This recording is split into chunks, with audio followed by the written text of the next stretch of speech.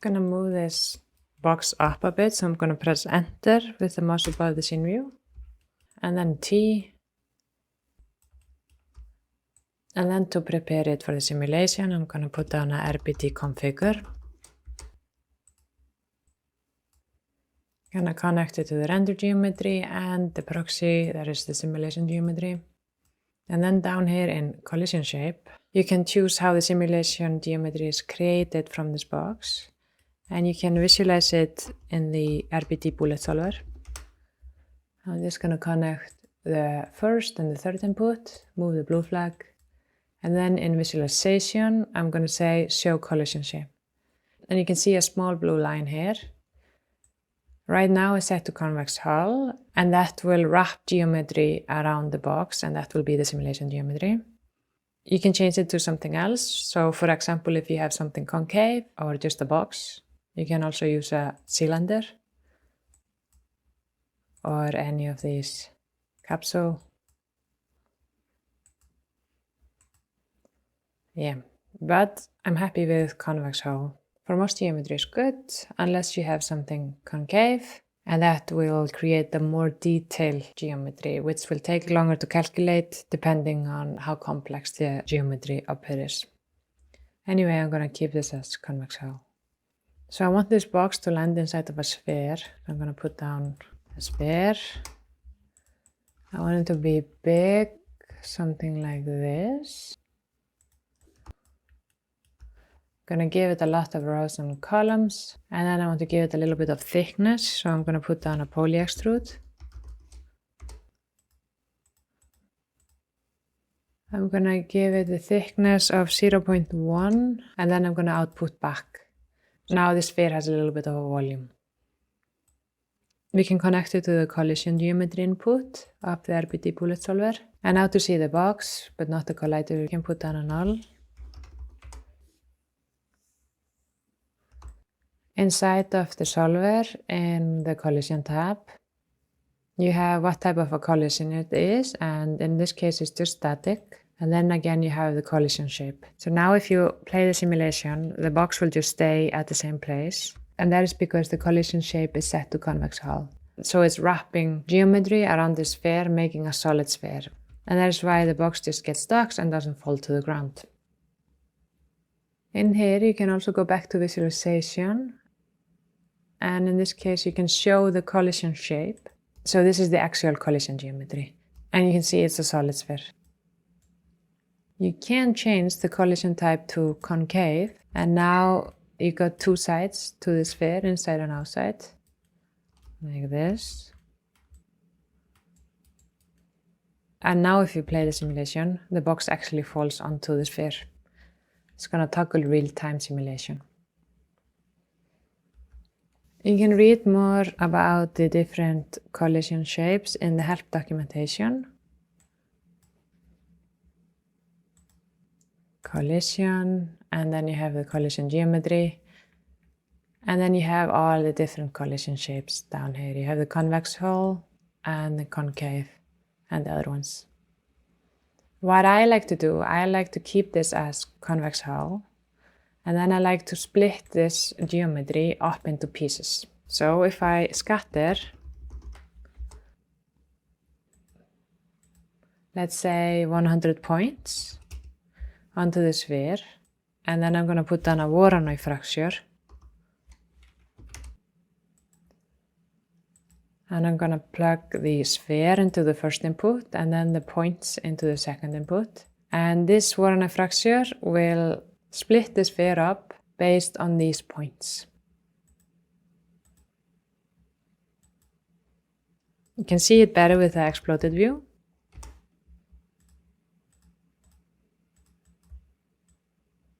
Like this.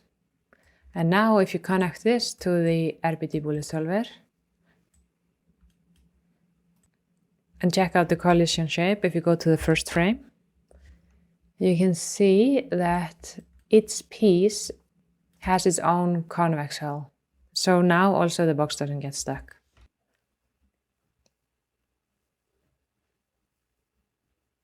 The reason why I prefer using convex hull is because when I have maybe a little bit more complex geometry, I think this is usually faster than using the concave option.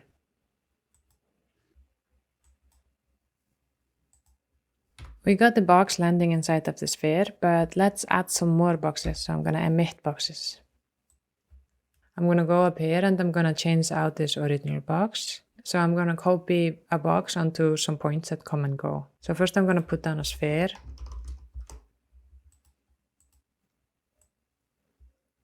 I'm going to move it upwards. I also want to increase its size.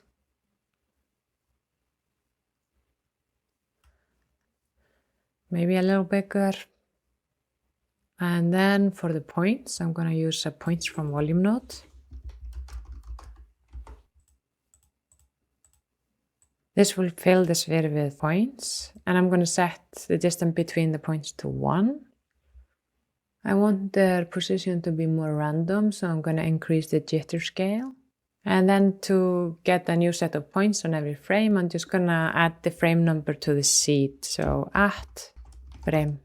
And now if you play, every frame you have a different set of points. I want to increase the point separation to get fewer points. So I basically just want a few points on each frame.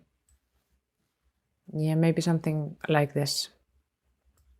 I'm going to put down a box and then copy 2 points. And now we got some boxes.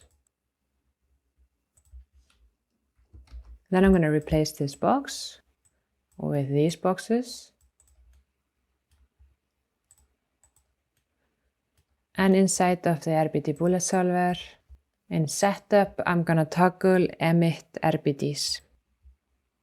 And now if you play the simulation, we got the boxes falling down into the sphere.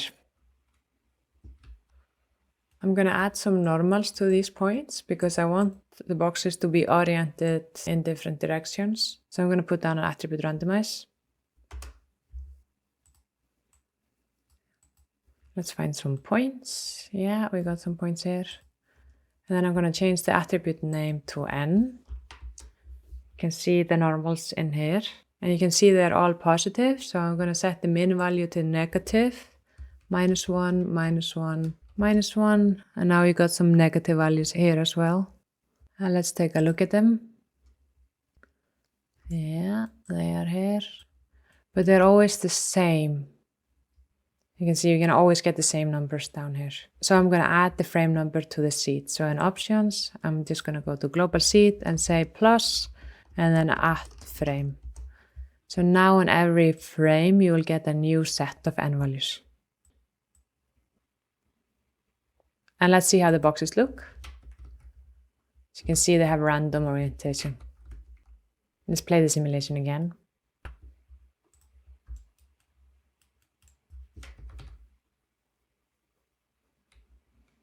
I think I want to give them some different size as well. So up here, I'm also going to add the p-scale attribute. So I'm going to put down an attribute adjust float. And by default, it's already set to p-scale. And you can see you got the new attribute in the geometry spreadsheet. I'm going to set pattern type to random. So now you got a random value. And then I'm going to put the min value to 1, which is the same size as before, and the max value to 2, which is double the size before. So now we got some size variation, but we need to again add the frame number into the seed to get different values. Now we're always getting the same values. So plus add frame, and now you get boxes in different sizes. And let's try to play the simulation again. Yeah. I'm just going to unpack the boxes so you can get a better shading in the scene view. Like this. And just for fun, I'm going to change this ramp.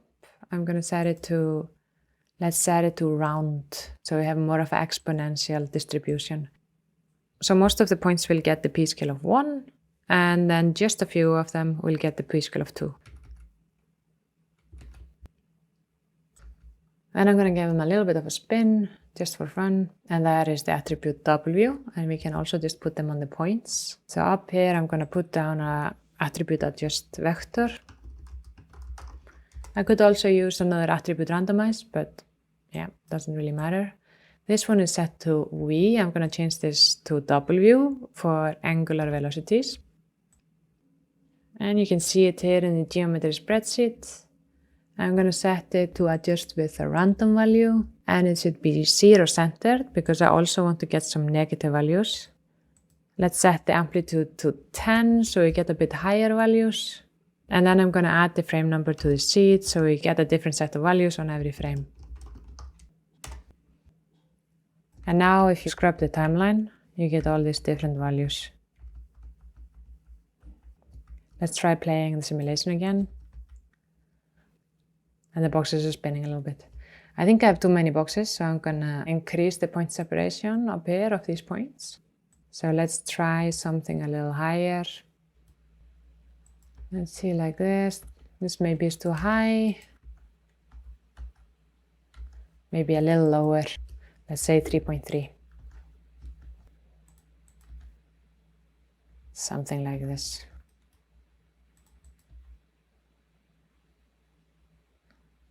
Yeah. Can increase the timeline.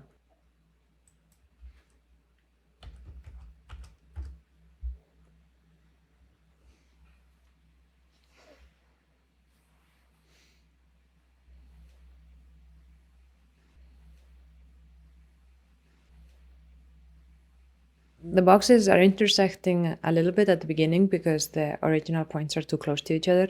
So I should just put a little bit of thought into where I scatter so I could revisit these. The last thing I want to add to the system is that I want the boxes to start out a bit smaller and then increase their size as they're falling down. So up here, they will start out small and then increase their size, maybe over the first 10 frames of their life. I'm just going to do it after the simulation, so it won't affect the simulation itself. But I need some information from before the simulation. I need to know on what frame each box is created, and then I can use that information to scale the box, depending on the frame number. So up here, we can do it on the points. I'm going to create a new attribute that I'm going to call born, and I'm going to keep the frame number inside of it. So I'm going to put down an attribute wrangle.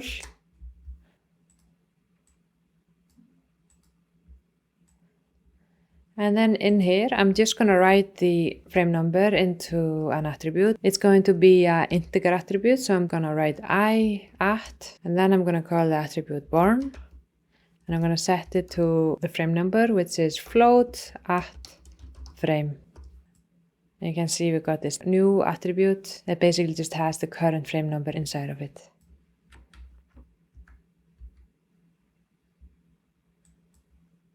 So even though the boxes are coming and going up here, they will gain life in the bullet solver and keep the same born value.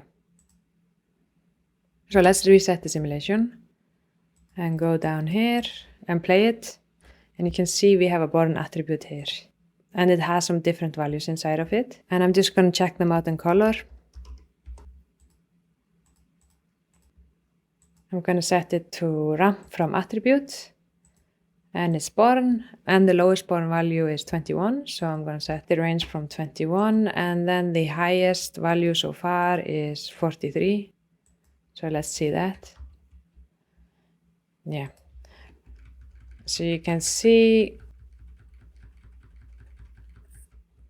these boxes have different born values. The one with 21 become black, and then the one closer to 43 are lighter, like this one. I'm going to put down an attribute VOP down here.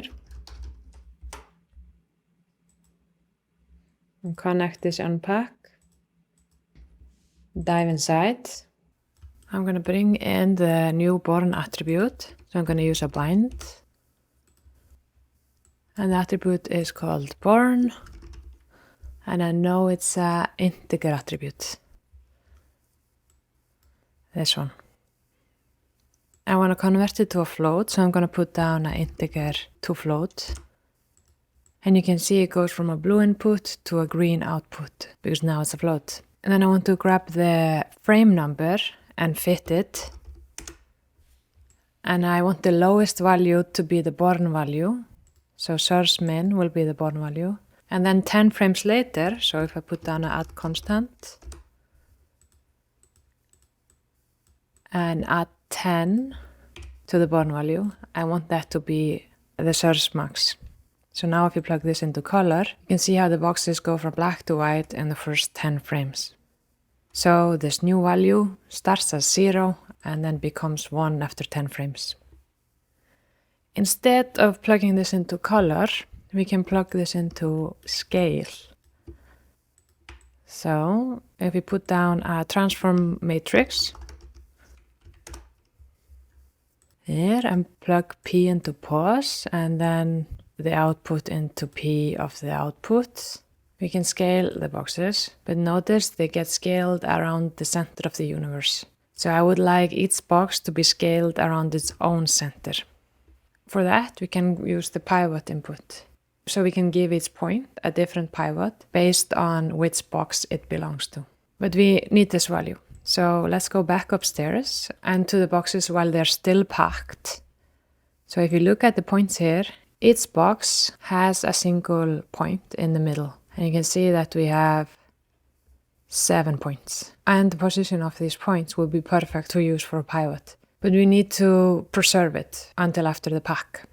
So what I'm going to do is I'm going to put down another attribute wrangle up here. And I want it to run over the points. And what I'm going to do, I'm just going to store the position, this one, in another attribute. So it's a vector attribute, at, and I'm going to call it piv, is equal to v at p. And you can see here, they just have the same values. So after the pack, we lose this attribute, but we can actually transfer it. So in here, I'm going to choose piv.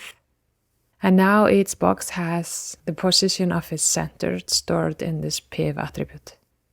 Let's go back into the attribute VOP and bring in piv. So I'm going to put down another bind. And it's called piv, and it's a vector attribute. Let's first plug this into P, and you can see that all of the points go to the center of the box they belong to. Instead of plugging it into P, I'm going to plug it into the pivot. And now if we scale, each box gets scaled around its own center. And then instead of doing this here, I'm just going to put down a float vector. And I'm going to use this value for x, y, and z. And then plug it into scale. And now if you go to the beginning, you can see how the scale of the boxes go from 0 to 1 on the first 10 frame. Instead of having it go all the way from 0, I'm going to have it go from 0.5. So now they're half the size in the beginning.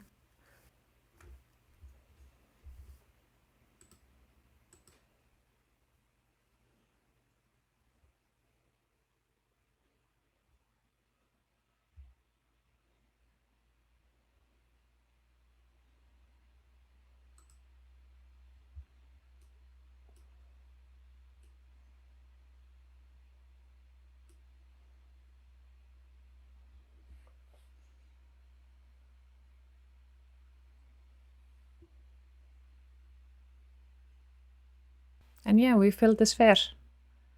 There's a lot of intersection because the boxes are being emitted inside of where there are already boxes beforehand. So I would have to rethink the way I'm emitting the boxes, but I'm gonna stop here. Thank you for watching.